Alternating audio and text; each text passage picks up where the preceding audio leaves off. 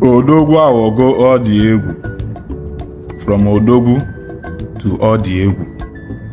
Here was the latest name of Yul Edochie. Chai! Odogwu si wee na. Yul Edochie si all the way from mountain top. Dagide ooo. Daa na tijisie ma aka, tijisie ma ụkwụ, tijisie everywhere. Turns to ọ dị egwu. Ọ dị egwu. Negodu Yul Edochie. Negodu nwa Yul. Negodu nwa Edochie. Everybody na respect. Ọ bụ na watch movie ọ na-atọgodo gị ụtọ.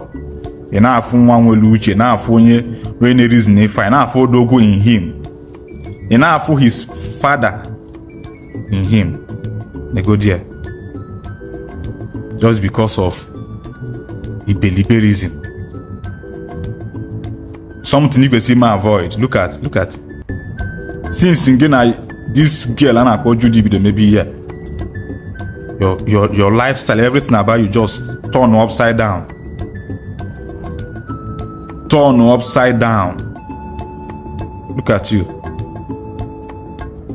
When you're with your first wife, people not respecting it. Now your behavior, they could very matured. Look at you now. Let on go to social media content creator. Look at this ngina nwanyị agbagbu ukwu.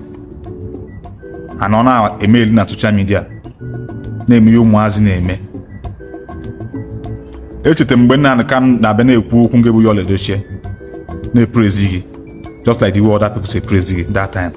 Mgbe ka na-eme ka onye ka nwere ọgụgụ isi. Mana since age nna nke n'ime a, nke nwa bụ Yul Edochie chapter one day pull anything in favor of Nnamdi Kanu na social media. He put up one day jegoro siki na ogodu na court hearing. Ka ịmalụ ka ya bụ process aga so far. Nnamdi Kanu bụ nwanne gị ka ọ bụ onye Igbo ibe gị imenwuru ya.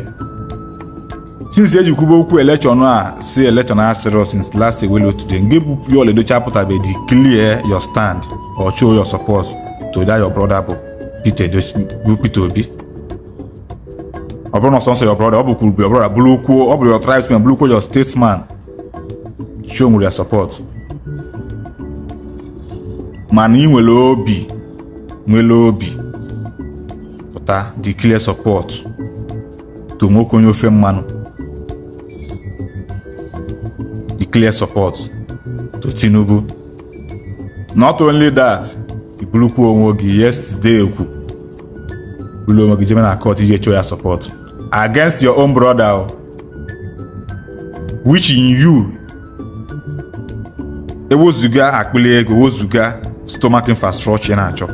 Na ịma deep down inside your heart that na ekwulu Peter Obi wayo. Ịma deep down inside your heart that na Peter Obi can nwee more capacity to carry this country along at this moment, both in terms of Yomeglemo already, both in terms of age Yagodu, in terms of his manifestos. Emma, that nada your brother Uyanwa with what it takes to take this country forward. The little chega afu na little regime Tinubu go na Tinubu nwere ga offer. Mana nge wa bụ Yul bizo na achọ favor. Maybe you were expecting that Imam ogenye gị ọbụgodu minister or two of all nyegodu gị. Iwe Chobia support. Olugo mgbe Peter ochie, I'm sorry to involve you in this thing nwa gị nwoke na-eme because na nwa gị ka ọ bụ. Olugo mgbe ga-akpọ onye aje eme ya DNA test. Ka edikwa sure. Maka ịma na sometimes ọ na-eme aba na hospital a na-echange kwa nwa na hospital. Ị nwere ike mmadụ amụọ nwoke na ọ bụrụ nwe ndị na hospital na-amụ nwaanyị since agbanwe ewolu nwa nwoke ga-tinye di ya. Nkwere ike mmadụ amụkwa nwaanyị, mmadụ amụọ nwoke maọbụ mụọ nwaanyị. Ọ bụrụ nwere ndị nọ na hospital amụ nwoke since chọrọ nwaanyị, ekwuru nwa nwaanyị onye ha ekunye onye nke nwoke. Maka o nwere ike ọ bụrụ nwaanyị ka nwunye gị mụrụ pet ebulu Yul Edochie kunye lufa. Because omume ọ na-emezi nke ikpeazụ ejitere ozi omume gị cha. Ejitere ozi omume gị. So olugo mgbe ị ga-edu okooko a ga-eme ya DNA test. And Yul Edochie na-eme something mara amalụ na ị nwere ike na-eme na gbasara gị. Chetakwa maka mmụ ị ga-amụta echi. Social media never forget. Ihe nọ bụ n'ife na-eme kịta. people ga-elotekwu ya, even the next generation ga-elotekwu ya ihe niile Yul Edochie mere.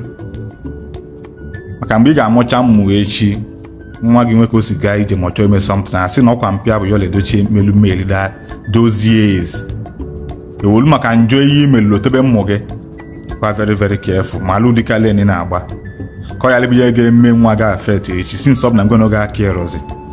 O nwere many families na Igbo anya today ọ bụ because of ihe their forefathers mete till date. Those family nwebe ọnụ okwu na Igbo anya till date ọ dị na Igbo maka ihe nna family Yul Edochie malụ dịka len na-eplay malụ dịka track ị na-efolo nwaanyị mgba ukwu ya efere ị na-eso ga-etinye gị na wahala n'uche ga adịrị ya.